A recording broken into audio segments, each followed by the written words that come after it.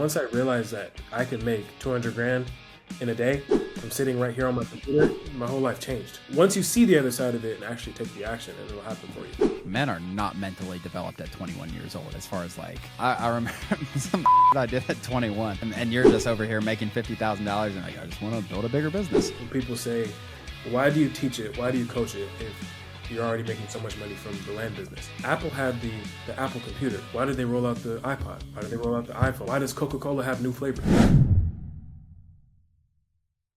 All right, everybody, welcome back to the Real Estate Investing Podcast. I'm here with Femi Ajose.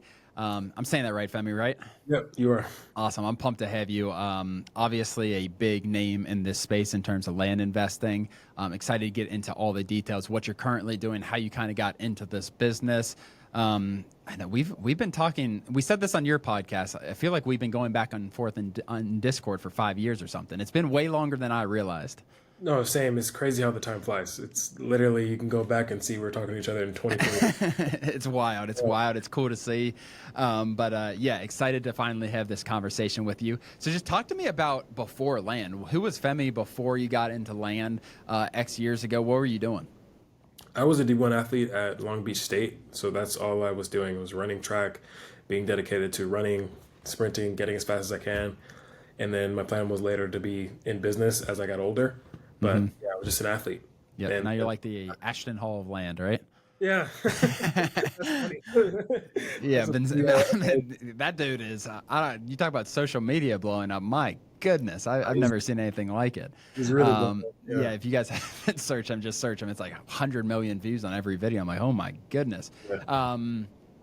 How did sports shape you in terms of business, competitiveness, everything like that? How did sports shape you? Well, I was in sport. I've been in sports since I was very young, 2, 3. My mother had me swimming. So by the time I was like 3 years old, I could swim. By the time I was 6, 7, I was teaching other kids how to swim. So from day one, I was in sports. My dad is a Brazilian Jiu-Jitsu black belt. So I grew up doing Jiu-Jitsu, boxing, running, swimming, all that, and really just instilled discipline in me. So especially now in business, that same discipline applies, and just making sure that we do what we have to do so that we can do what we want to do later. Yep. Discipline's a huge aspect. And like, as far as sports and just like staying busy, like you were obviously always busy as a kid with all these different activities. And just improving yourself. I think that's one of the cool things about sports is like you're never going to be, I mean, you could eventually be the best, I guess, but there's always someone like you're looking up to trying to catch. There's always that person who's running faster, whatever it is. So like just constantly pushing yourself. There's never an end game. Just like entrepreneurship, there's never an end game. I was talking to someone else earlier today, and he was talking about like he started with land flipping 18 months ago. Then he did some subdivides. Now he's doing entitling. And there's always a bigger deal. Just like there's always growth. And that's the coolest thing. And it's like a competition with yourself almost. Is that how you look at it as far as like growth? Are you always trying to grow yourself in terms of just getting better than the previous Femi? 100%. I think if you looked at the person to your left and your right, it can distract you, right? I'm just trying to be the best version that I can be, genuinely. And most of the time that version ends up being the best, right? Mm-hmm. So if you just focus on being the best you can be, you're going to end up being top 1%, 0.001%. And it's just a constant battle and improvement with yourself. I've always seen that to work very well.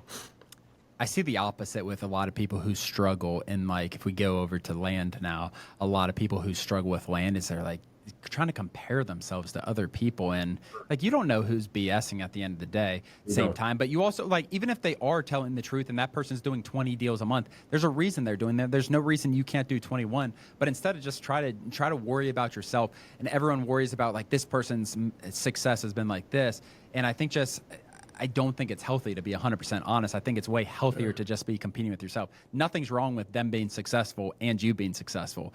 Like there's no problem with that. I think people think that business and the land business is like a red ocean, and it's not. It's really a blue ocean. There's so many parcels out there, so it's very easy for you and I to both do several deals per month, make 7 figures profit per year, and still multiple other people doing the same thing. What matters is you just focusing on you and making sure that you're focused on the inputs in your business. I think that also a lot of people will see the highlight tapes and the deals that were done, but don't see all of the L's that you had to take to get there. I actually remember telling you on a Clubhouse years ago. This was the first time I ever talked to you, and Dan as well. Sorry, you and Dan. I talked to you guys both, and you guys both talked to me and said, "Hey, just keep doing it," because we're in the same place you were 6 months before, and now we're where we are. And I did, and here I am. So Mm-hmm.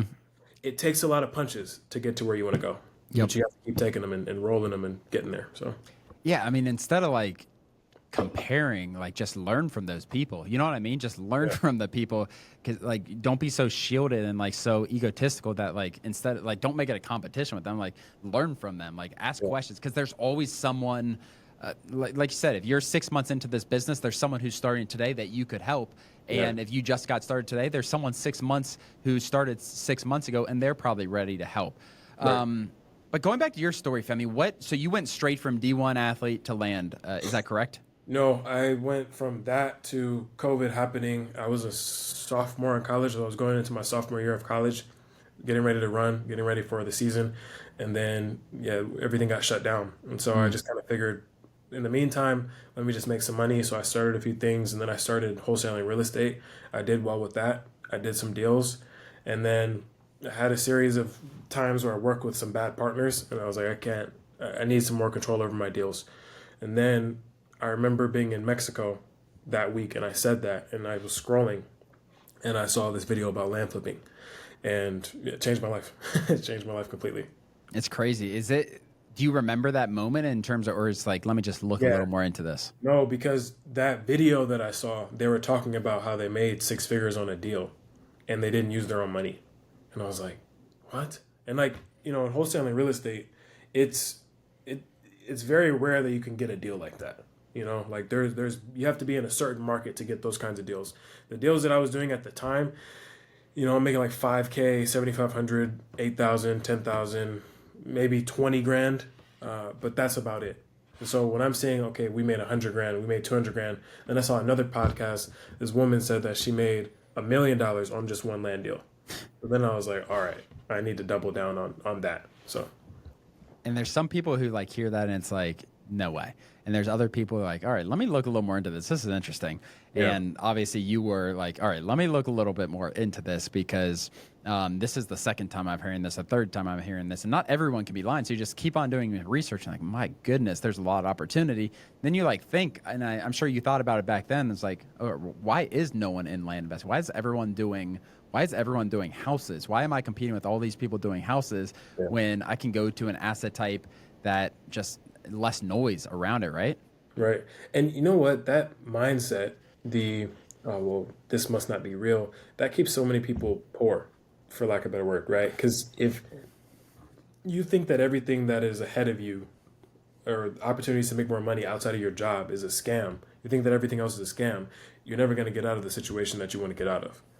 And so just having that open mindset and doing your research and looking at different things if you want to make more money and get out of your situation is so important. And Mm-hmm. most people don't think like that, which is why most people never go from here to here. I don't know if it's they don't think like that, or they're just like too scared to do it themselves. So they try to like, the amount of comments we get, daddy's money, daddy's money, daddy's money in our comments and stuff like that. Like, I don't know what you're talking about, who you think, where you think grew Yeah, up or anything like that. But it's self-made in terms of like this business as a whole. And it does sound crazy though. Like when you look at it, Femi, like, and you just pull a random one of your students' deals or anything like that, you're like, yeah, that sounds crazy. This is you were a 20-year-old doing land deals, yeah, everything like that. Like it's that when you talk about 6-figure deals, 7-figure deals, it sounds crazy to 99.9% of people. But you have that 0.1% of people that like it opens their mind. They're like, okay, this might be possible. I need to look more into this. but once you see the other side of it, once your mind actually does open up to it, your whole life is like, it's never the same. Because Mm. once I realized that I can make 200 grand in a day from sitting right here on my computer, uh, and that's happened before. I've got the hustle to prove it. From sitting right here on my computer, my whole life changed, right? So it's once you see the other side of it, you just have to allow yourself to see it and actually take the action, and it'll happen for you.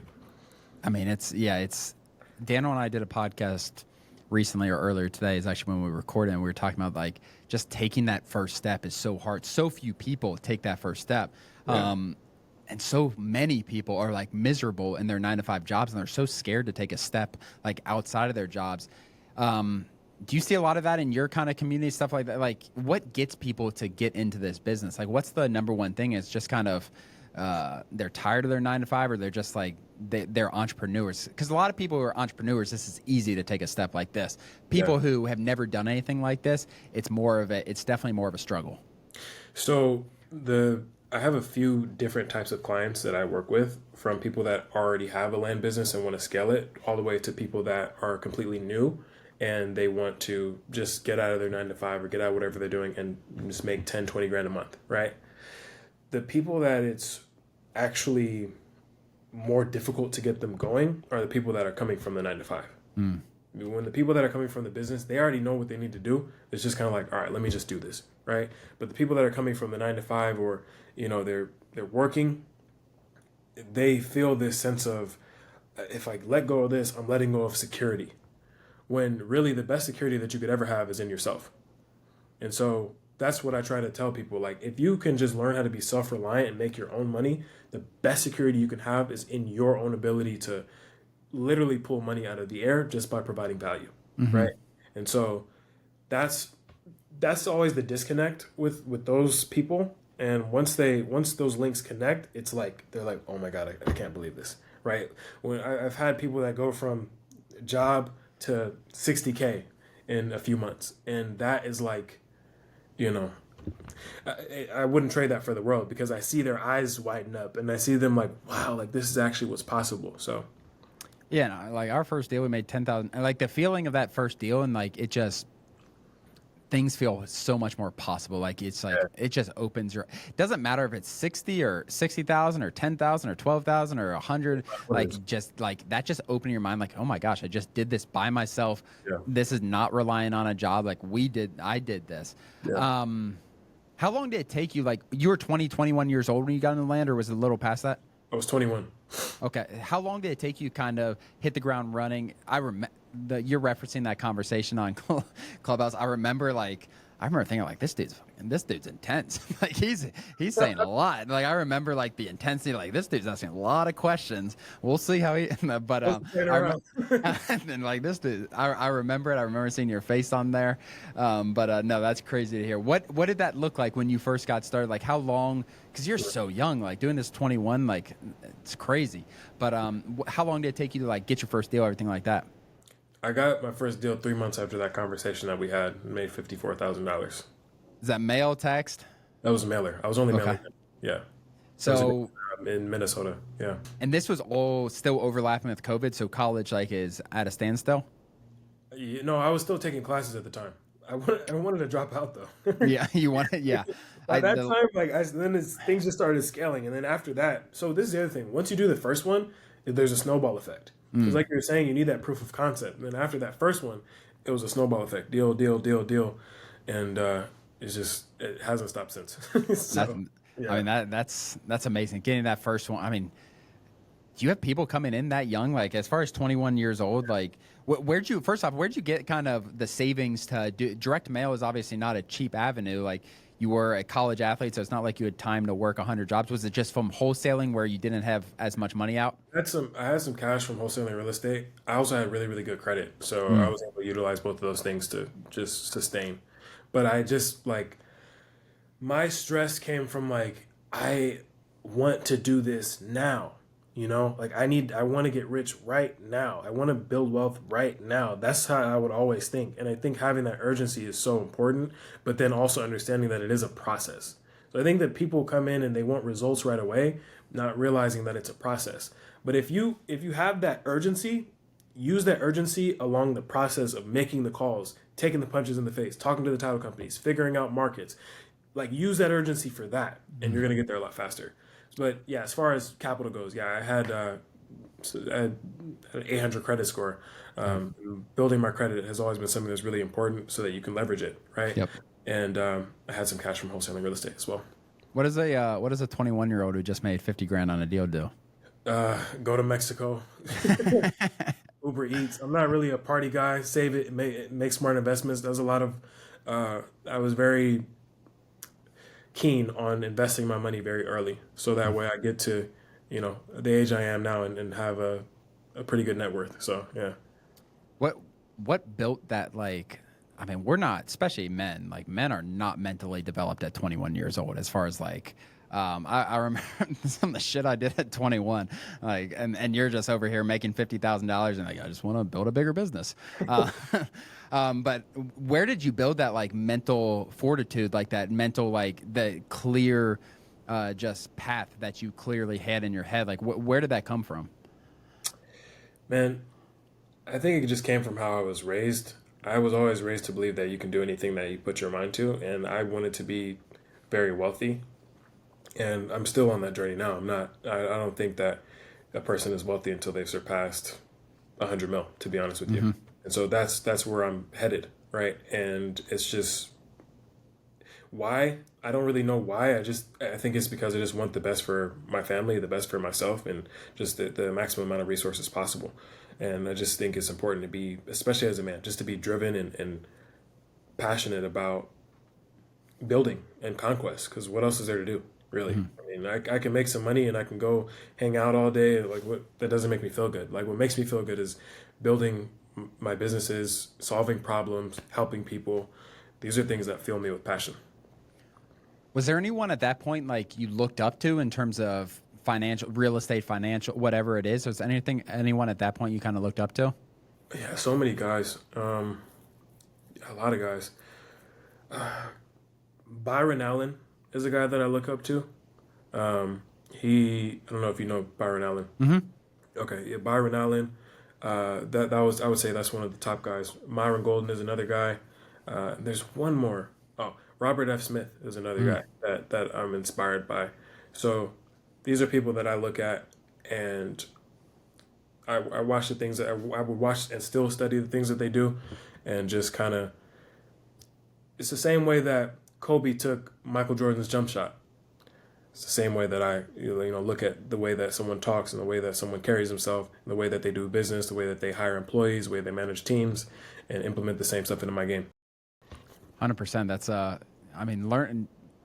People have already been in those footsteps, so like just following in people's footsteps, like yeah, maybe you want to surpass, but that's great, but like just not, it's ignorant for people like I'm just going to build my own path or whatever like this, because there's so many people to follow, especially with social media. I remember Gary Vee was a big one of mine in terms of just like, he's obviously motivational, everything like that. It was more, I followed in his kind of work ethic, like the way he kind of attacked the day. He had a lot of happiness around every single day. I think that's one of the most important things, like enjoying what you do. And he obviously preaches that in terms of like enjoying what you do. So there's so many different aspects of different people, and then you kind of build your own self in terms of following someone's passion towards something, someone's ability to make money, someone's ability for real estate, whatever it is. And then you kind of, you're a unique person still. It's just you learn from other people, obviously. I think looking at other paths and other destinations on a place that you'd like to be is important to do, but then also just having the uniqueness of yourself. Because while I have many people that I look to and seek advice from and pay to consult with me and all that stuff, I do all that, but I'm still myself, right? I just want, sometimes it's like I will pay someone a good amount of money just for like two conversations, and we'll just have a conversation. I need this little tidbit, and then now, all right, cool. Now I got what I needed, right? But it's important to just have your own uniqueness. I think the other thing is good to look at other people and see what they've done, so you know what's possible as well. Because anything literally is possible. So yeah, it opens your mind when you're around those people, when you talk to those people, of like, in terms of money, I think that's the biggest thing is like, just people don't understand like just how not easy it is to make money, but the amount of money that you can actually make if you apply yourself. I think there's so many people like, yeah, my W-2, I get paid $65,000 a year. That's what I make. That's what I'm going to make. I'm going to get a 10% raise, and then we're going to be at 71,000, and then they're going to be at 78. And it's like, that's how people look at it, opposed to like how much opportunity is truly out there. Yeah. And that's what we really try when we have these conversations. That's what we really try to talk about. It's like how much opportunity, and just reaching those people. We're not going to be able to convince everybody, and that's fine. But just like some of those people that are able to kind of make those changes in their brain, whatever it is really, really powerful. But after that $54,000 deal, so you're 21 years old, what did the next few years look like? Is it just kind of head down doing land deals, building a team? that was it. Yeah. I did. You graduated college? Yeah, I did graduate college. I made that promise to my mom, so I did do it. But by the time I graduated college, we were rocking and rolling. You know, Hmm. just multiple deals every month, saving money, investing money, and just building. And that's all I did. Send mail, build my business, review KPIs, and I still do that today. But at that time, there was like no social media, no YouTube, no Instagram, nothing, and I didn't even have any intent on coming back to social media until 2023. You know, I remember I made a TikTok to sell land, right? And I was just like, oh, I don't want to be on camera, so I'm just gonna like take a video of this land. And if anyone follows me on TikTok, they can scroll all the way down to see I was doing this. And then I started having people ask me, "Hey, how are you doing this? How are you doing these deals?" And around the same time, I went to Dubai with my wife, and we went to Dubai, Spain, Italy, Turkey, London, and we were gone for 3 months. And on that whole trip, I was just posting and talking about the deals that I was doing during that time. And so then just a lot of people started asking me, and then I was like, all right, I might as well just start showing people how to do this. And yeah, so I ended up creating another business out of that. And then I also started funding people's deals as well. The world needs more voices or like more advocates for different industries of people who are actually doing things. And that's why I have so much respect for you, because like you are, I know what you're doing. Like I know how big your land business is, and like there's a ton of value. And all you were doing was documenting your journey essentially at first. You're like, okay, this is getting some traction, Right. and you can help some people. Like people trust you, so you can help some people. That's why you do that coaching, everything like that. So that was just completely organic. It was never like in the back of your head, like I'm gonna start consulting with people because you can make more money flipping land. Everyone always says Yeah, that, like, yeah, we can. right. I never wanted to, I never had it in my mind to do it. And then people kept asking me. So then I was like, okay, I might as well do it. And then, something that's funny about that, when people say, why do you teach it? Why do you coach it? Why do you have a coaching business if you're already making so much money from the land business? And I was thinking about this yesterday. And I was like, well, Apple had the Apple computer. Why did they roll out the iPod? Why did Hmm. they roll out the iPhone? Why did they roll out the why does Coca-Cola have new flavors? Why? You just it's also just about being a good businessman and knowing when there's opportunity and knowing if you can help someone, if you can provide value to the marketplace, why not do it? You know, it really is the same thing. So whenever people say that, I'm just like, they say it almost to suggest as though you're not doing something, when in reality, there's just opportunity to help people, and why Hmm. wouldn't I help if I can? The there's not much more as far as like the satisfaction behind like talking to someone who you helped quit their job. I mean, it's all what they did. Like, Yeah, yeah, we might have helped away a little bit, whatever it is, but like they're the ones that did everything. But like their joy or like their appreciation, it is there's not much better than it.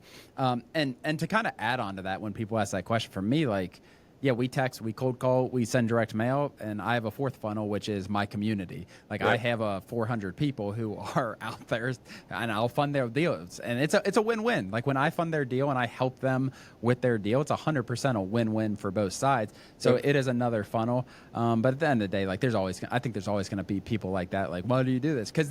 But it's also logical at the same time because there are so many people out there, not just in this industry, in every industry, who are Yeah. selling something that they aren't doing themselves. And Freedom.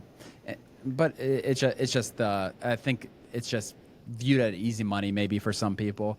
Um, Yeah. But that stuff is dishonest, and it always gets found out at the end of the day.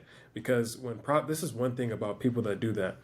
In all these businesses, especially this business, there are problems that will occur that if you're not currently running the business, you're gonna get your students in a lot of trouble and lose them a lot of money, right? Because if you're not actively solving the problems day in and day out, how can you show someone else how to do it? You mhm. know, a lot of guys will come in and do like a few deals and then think that, oh, I can coach this now, but you shouldn't be trying to do this business to try and coach it. Yep. like that was never my intent. So that's just I think that that's very dishonest when people do things like that. I think the more free content people put out, like the probably more reliable they are. Like if they're willing to put their have conversations with people about the business, like I think you can usually, and just getting that trust is definitely huge. Ever wondered how land investing can be the fastest path to financial freedom? I break it all down in my new book, One Lot at a Time. I'll show you exactly how to find, buy, and flip land for huge profits without dealing with houses, tenants, or any crazy renovations. It's simple. This is the book that I wish I had when I first started. If you're ready to take control of your financial future, grab a copy now. One Lot at a Time by Daniel Apke. Find it at your local bookstore or on Amazon.com. So what, as you kind of grew that business along with your, actually first let's back up. Like what does your business structure look like employee wise? What are you currently doing on a month by month basis? And I'm not talking about revenue or anything like that, deal volume, but what does your current business team look like? Yeah, so right now, really small. Acquisition manager, transaction coordinator, and dispo manager. I've had more than that before. I've had a few acquisition managers. I've had a few dispo managers, but I'm keeping it lean. There's not really, for me, a big need to have a large team. I just want to keep it small and just do really big deals, and that's it. I'll do the double and triple here and there, and by double and triple, I mean 25K, 30K. I'll do those deals still. I stopped doing deals that are like 10K profit deals. The only time I'll do that is if I'm like funding a student's deal or something like that. I've been majorly focused on acquiring portfolios and just generally larger deals. So multiple six-figure acquisition prices, seven-figure acquisition prices. These are all the deals that I'm going after right now. I like that a lot. And yeah, it's a natural progression. Like we don't do small deals anymore just because like, I don't know. It's just the time, more than time, honestly, it's the energy. Like, I just don't want to think about it and it sounds like, oh, why would you not make $20,000 if you can make $20,000? It's just, I don't really need it anymore. doing the bigger deals, doing the six-figure deals, like those are the fun deals, like doing the minor subdivides, all that stuff. Those are what really kind of motivate me. And I was talking, and guys, like, you don't want a 20 employee team. Like you don't need a 20 employee team for this business. Like instead of scaling up with people, scale up doing bigger deals. And that's what Femi's done. And that's why he's able to have a smaller team. And it's just more people does not mean you're making more money by any means. I think a lot of people like beating their chest and saying they have 10 employees or something like that, opposed to I have 3 employees and I'm making $5 million a year with these 3 employees. It's a lot of ego that's in that when people are like, yeah, I've got 20 employees and I got a transaction coordinator for my transaction coordinator and then I have an assistant I'm like, okay, bro, but you're making your profit is like 200 grand a year. Yep. It's not like you're not making any money. Mm-hmm. And so I just, like I said, I think it's better to just run lean and do big deals and have fun. I have a lot of fun doing deals. I have a lot of fun underwriting deals and it's fun to me.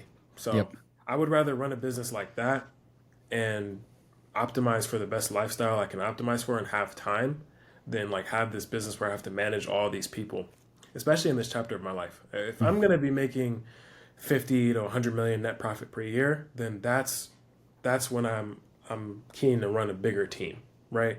But in this business is not really for that, in my opinion. This is a business for you to $500,000 to $2 million profit per year, stack your cash, make smart investments, and then you go up to the larger opportunities, larger deals, larger business opportunities, so on and so forth.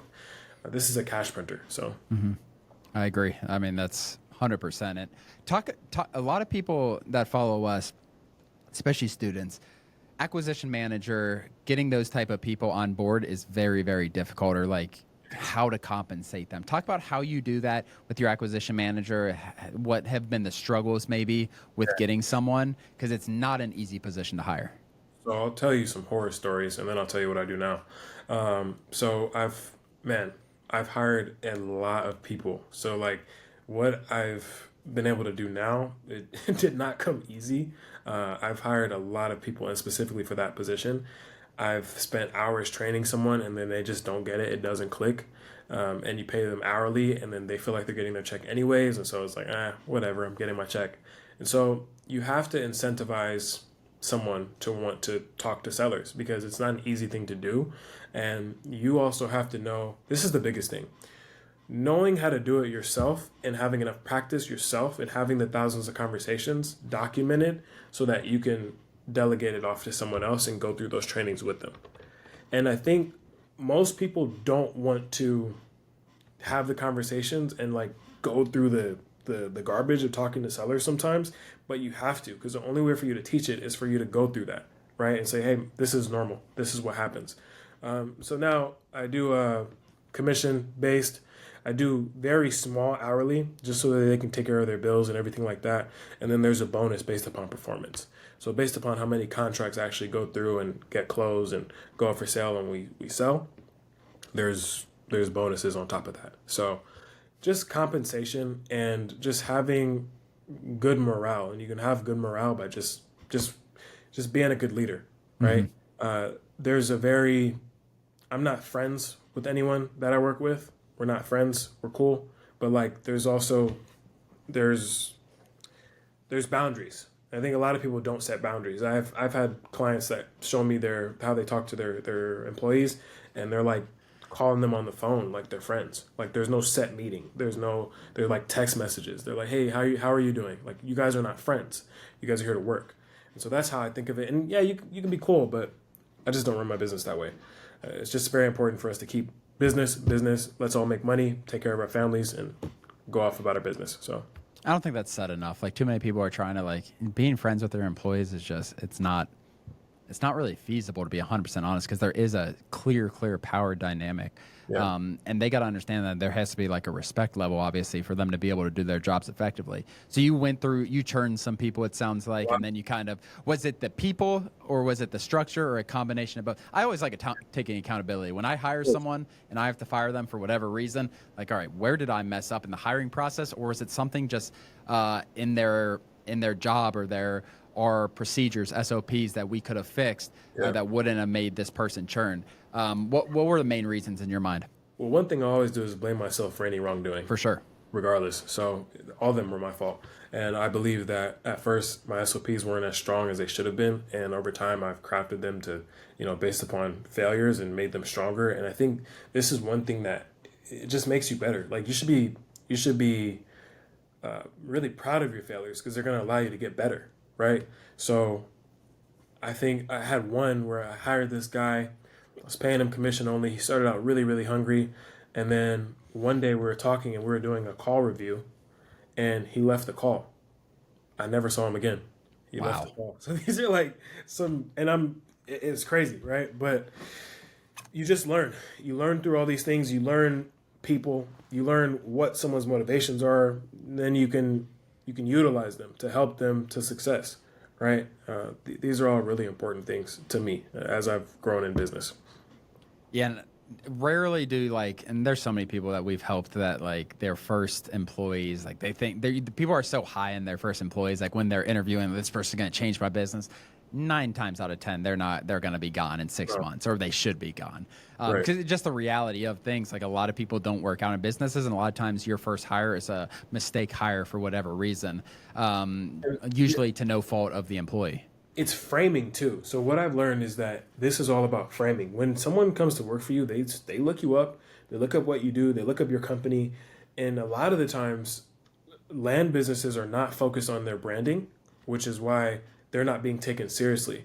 So for people watching this, your employees, some of them, the Filipinos and the guys in Brazil, whoever, most of these guys actually have other jobs too, right? And so I found that out because I learned that the hard way. I'm thinking that, oh, this is her full-time thing. That's what she said. This is full-time. But she's got like 3 other jobs, right? And so how can you be good at this if this is not your only gig? So it's mandatory that when you work here, you can only work here. And there's no, there's things that you gotta sign. The process we go through. There's my hiring process now. It would take the next 2 hours for me to explain it, but it's very extensive just because there's no room for error when it comes to this. So, yeah, I mean, it's hiring is you can read all the books on hiring or all core value, whatever it is. But it's like until you are doing it, until you realize okay, this person didn't work out. I really screwed up somewhere. Yeah. It's a lot of experience in terms of how you're going to learn, in terms of how to hire, what questions to ask. I think the one thing that we do, and we do it really well, is having a set of core values that you hire based off of that are not performance based. I think it's really important. And one of our mentors, or maybe it was from a book, I don't know. I think it was a mentor though. He's like, when you're hiring, hire the opposite of what you like. When you're creating core values, create core values the opposite of what you hate. And for us, it was growth, action oriented, and transparency. And like, I hate people. I don't want to say hate, but I really don't like people who lie to me. I don't like people who sit on their hands and do nothing. And I do not like people who don't want to grow or help themselves. And like, all right, let's build those 3 core values, the opposite of what I really don't like. Yeah. And like who you don't want to be around. Yeah, no. And it's funny because they do the same thing. Yeah. So you want to just build a culture where you're excited to build. That's what you want to build. And you don't want to build another job for yourself. So whatever, this is the other thing. Like, I feel like people see the other wins and other things that are happening. This guy made this much money. This guy made that much money. But you have to ask yourself, what do I want out of my life? Like, what looks the best for me? Like, what does my ideal Monday through Sunday look like? On Sunday night, do I have that anxiety about whatever I have to do on Monday? If you do, well, then you're probably living the wrong life, right? And so just people need to understand that, use the land business as a vehicle to allow you to live the life that you want to live Monday through Sunday. So 100%. That's how I used it. You talked earlier about like 100 million, not being wealthy until hit $100 million or whatever. I assume that's outside of land. Do you have a bigger vision for things? What are your thoughts?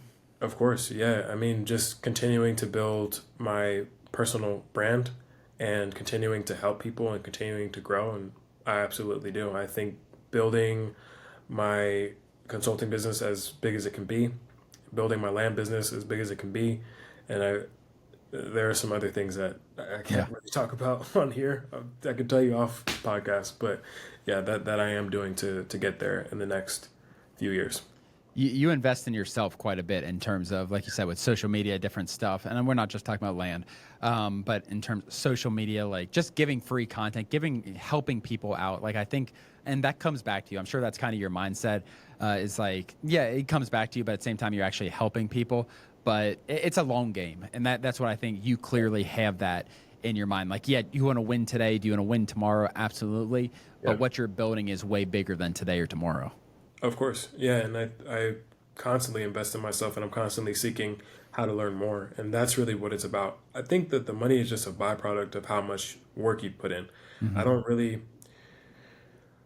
don't aim to like, I just want to be the best I can be. And like I said, the best I can be tends to be the best. So with that mindset, I just carry on. What type of people do you think should be coming into the land flip? Is it entrepreneurs? Like, who do you think this business is meant for? Like, who do you see being successful? What types of people? I've seen all different kinds of profiles of people successful with this, from the person that is looking to make a little bit more money for their retirement, to the person that wants to get out of their 9-to-5 job, to the person that has a business but sees this as another path. I've seen them all do well. I don't think that this is not really a hard business model.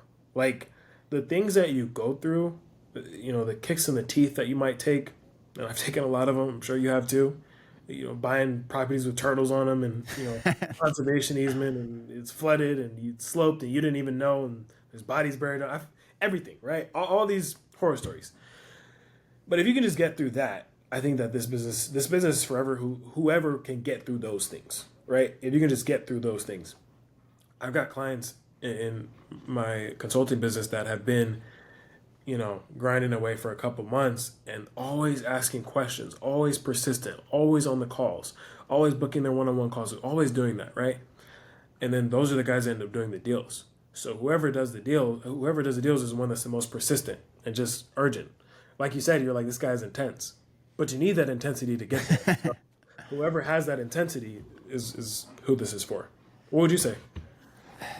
I think resiliency is like not necessarily like what industry they're coming from or like what their W-2 is, but I think like to be an entrepreneur in general, like you need resiliency. There's a lot of ups and downs in this business and any business that you're running, and like being able to stay even keel throughout those ups and downs and being able to stay resilient. Like, because if you come to this business, you're like maybe not, and you're like half in. I think it's more characteristics that work or don't work. And if you don't have like that resiliency characteristic, or it's easy for you to give up on things, this business probably isn't for you. Entrepreneurship isn't for you though. At the end of the day, Femi, like it's not you. You know what I mean? It's like you should be working a job. Go get an hourly. Go get a W-2 job. Go get paid a salary, because entrepreneurship's not for you if you're not resilient. It's kind of like going into a boxing ring with a guy that's ready to.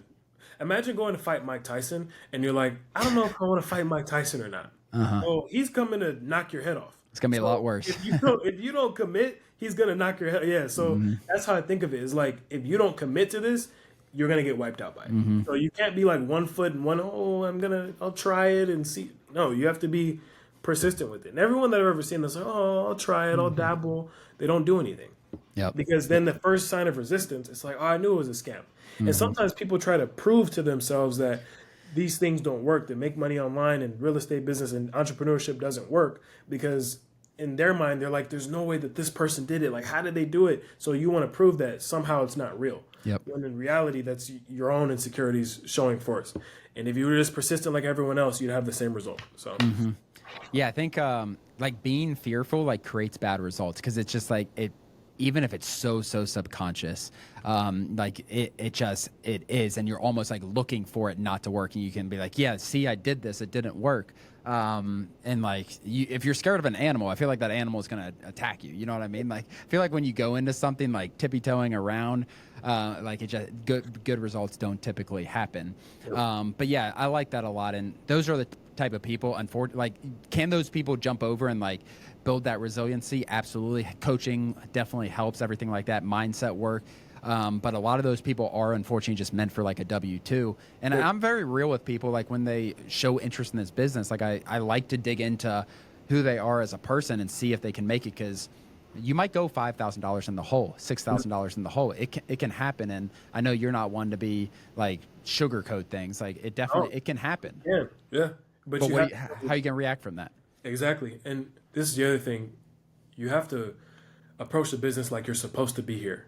And I just thought about a story while you were, when I was younger, I would go into places and like events, like, have you ever gone somewhere where like you kind of not supposed to be there? Like maybe it's like a closed off event or you walk somewhere, you take this turn, but I always will walk and go into those places like I'm supposed to be there. So they don't ask. They don't even ask, why are you here? I just kind of do my head like that and walk in like I'm supposed to be here. And when you're doing business, when you're talking on the phone with someone, when you're selecting your markets, like do it like you're supposed to be doing it. And when you do that, when you do it with intention, with confidence, it's crazy, but like the world around you shapes to make it happen for you. When you do something like you're not supposed to do it and you do something timidly and you do something fearful, like Ron is saying, the world around you, it makes it harder for you to get it done. It does. That's gold. I love that. It is. Yeah, I remember. I remember like when there's a local gym that you had to be a city resident or whatever when I was a kid, and I was just outside the city. Like I was in a different suburb area. Like this gym was nice as hell. They put millions of dollars into renovating, and like I'm outside the city, so I gotta walk in there like I own the place, and like I don't have a card to scan, so I gotta like hide behind someone. And whenever you hide behind someone, they see you. If you walk with your shoulders up confidently, like you'll get in that gym. And it's always like, God, I gotta find my way in there. Yeah. Yeah, that's funny you said that because that's definitely true too. The confidence, answering that phone confidently when you're talking to your first seller. Like I've listened to some calls of people who are doing this business, first seller they ever talked to, and like they answer the phone like you would think they've had 1,000 conversations. Like no, that person's confident. They don't know what the hell they're saying, but they're saying it confidently. Yeah. And it turns out well. Typically, the seller gets a good feeling that the deal's going to happen, and more deals happen in that way. It's just a good mindset. What are you seeing in the bit? How's the business changed since you got into this business? 5 years ago or so, 4 years ago. How's it changed? It's changed very drastically. Daniel and I literally did a podcast episode we recorded earlier today about the last like 5 years of this business, and it definitely. I'd be curious to get your thoughts on like how much it's changed. Honestly, I feel like it kind of changes every 6 to 8 months. Yep. Like it's ever growing. And that's why I was saying earlier, like if you're not running the business and you're trying to teach this, you shouldn't be because your students are not going to get results. So as far as how it's changed, so the bland direct mail marketing doesn't really work as well anymore. If you're just sending double window like that, 2-page, it doesn't work well anymore because so many people are putting so much quality into their mail. The whole sell your vacant land fast for cash shtick doesn't really work very well anymore. And if people put more attention on framing and branding, just those two things alone, you're going to get a lot better results because most people are still doing it that old way of like just volume, volume, volume. Hopefully, I get a lead back. I'll sell your vacant land fast for cash. That approach doesn't work. And I think the opposite of just the way that you talk to someone. And what I do is I think about the top of the funnel seller profile. So what I mean by that is a guy that operates a fund of some sort, a real estate fund, or he's a lawyer or he's a doctor and he's making a certain amount of money a year. I think about that top of funnel person and I think about the branding that would align with him or her, right? And what I find is when I focus on that branding, it covers pretty much everyone else from the woman who doesn't really make much money and needs to sell this because she's behind on back taxes or bills or whatever it will be. Because if he trusts it, she'll trust it too. And so that's how I've really put a lot of focus and attention into branding and how those things look. Yeah, marketing and branding have definitely since like direct mail was so easy back in the day, I guess. Like it was just like send mail, get deals, send mail, get deals. And it was very repeatable, it was very scalable. And now these people who have different, everyone who has different approaches to marketing, branding, everything like that. And you see so many people doing like their own things and making this business their own. So I think that's been something cool. Daniel and I also talked about just like the funding aspect. Funding was expensive back in the day. Funding has got much more competitive where you can get more affordable funding. Then also obviously technology with softwares, whether it's a land portal or whatever, software is just that can do things that like, I remember. And that's why we built the land portal, as I told you probably previously, is like there's just so much bad land we were targeting. And just being able to filter with the snap of a finger all the bad land, get it all gone. It's definitely been able to grow people's businesses. Yeah, the tech aspect of it has changed a lot as well. There were, I mean, I think there when I started, there was one company, like data company for land specifically. But as it's grown, there, I mean, now there's so many. Like I see a new one almost every week. So It's crazy the ads I get hit with because I'm obviously always looking around and I get hit with different ads, different places, and it's a way bigger industry I think than people realize. Like we know that from owning the land portal, from talking to so many people. yeah. Like this industry is growing as a whole, and it's really cool to see because there's still so much more opportunity beyond what it is right now. I think that's the biggest thing is just the growth. I think the land flipping market and the people that are interested in this, it's just only growing. It's getting bigger. I think with that though, one thing I've always been like concerned about is just making sure that people are following good business practices because that's how wholesaling got banned in a lot of different states because people started doing like just weird stuff like selling properties to someone and they don't actually own the property. It's all just scamming people basically. Yep. So that's one thing I would just never want to happen. Unfortunately, we can't control that, but I have started to see that more often, where there's fake deeds and false titles and stuff like that. And so I just hope that, with the content that we all produce and bringing up the next generation of seven-figure land flippers and so on and so forth, I just hope that we can convey the message that you don't have to do anything egregious to make a lot of money in this, and you can do good business, clean business, honest business, and still make seven figures profit per year. Yep. You don't have to, cheat anybody to do it. 100%. Yeah, it's yeah, that stuff gets me thinking. But again, like you said, like not much we can do to control it. Man, Femi, we could talk all day. I think I appreciate you coming on here. Where can people find you? Yeah, YouTube, will probably comment. I'll link that. Yeah, YouTube, Olufemi B, Instagram, the Olufemi B as well. Awesome. Well, I appreciate it. I appreciate you being so transparent with all the knowledge, everything.